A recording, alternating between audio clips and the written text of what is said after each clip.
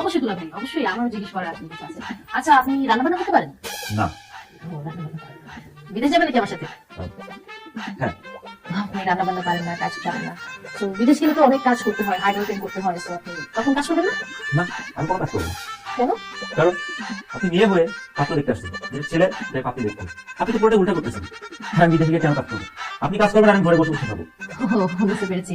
আসলে কথা বলবো, আপনারা কেউ মাইন্ড করেন না। হ্যাঁ, আমার মনে হয় আপনার না ছেলে না হয়ে মেয়ে হওয়া উচিত ছিল। আপনি কোনো কাজ করতে পারবেন না, মেয়েদের টাকা ইনকাম করবে, সেই টাকা বসে বসে আপনি খাবেন। কি আর বলবো, আমার তো আপনাকে ছেলে বলতে লজ্জা লাগছে।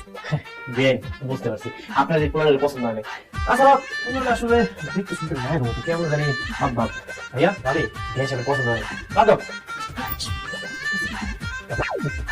আপু, ছেলে আমার আসলে পছন্দ হয় নাই, তো চলে কিন্তু চলে সবাই নষ্ট করে তো লাগবে। মামনি পারবি, আমার ছেলে পারবি। বাবা